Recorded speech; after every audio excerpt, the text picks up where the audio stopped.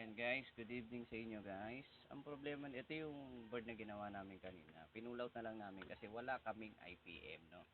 Ang naging problema nito, yung kanyang diode, ayan, shorted na guys. So, dito muna tayo sa diode test, no. Ayan. Test. Wala na siyang value, dapat yan 0.400, 0.500, 0.300. Ayan, wala na siya. Ito meron. Ayan. Ito meron din. No, so ito yung may tama, no. Yung isang diode niya, no. So check natin sa buzzer para final natin. Ayan, shorted talaga. Dapat wala yung buzzer, no. So pag ganitong problema, nakita natin lumobo, syempre papalitan natin. Hindi natin dapat sasalpak agad to at saka ito. Troubleshoot natin din kagad itong PCB board. PCB board natin,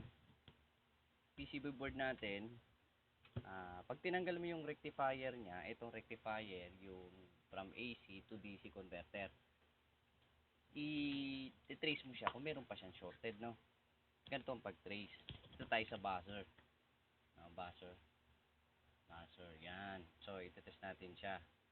Ayan, meron pa rin siyang buzzer. So ibig ko sabihin dito, pag nagpalit ka ng capacitor, tapos rectifier, tapos pinalitan mo yung pumutok na fuse, yan, puputok lang din ulit yung fuse natin. Pwedeng tamaan ulit tong rectifier. Bakit? Kasi shorted pa rin siya. Pero based on observation, ang naging problema talaga nitong unit, ito talagang IPM. IPM talaga. Kasi kung rectifier ang sira natin, dapat fuse kagad ang puputok. Hindi na aabot sa capacitor, no? Hindi na siya aabot dun sa ating capacitor. So ang naging problema talaga IPM, kasi pansinin niyo yung filter capacitor niya, yung negative at saka positive niya, ito yung negative, ito yung positive line niya ng capacitor natin, no? So meron yan 310 galing dito sa ating rectifier from AC to DC output, then pupunta yan dito sa positive line tapos negative line. Kung shorted ang ating IPM, possible hindi nagdi-discharge yung ating capacitor kaya lumulobo.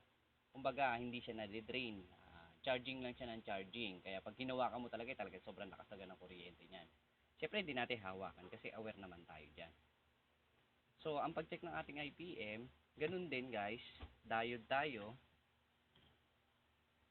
Diode, positive probe, yan. Punta tayo sa UVW, ayan.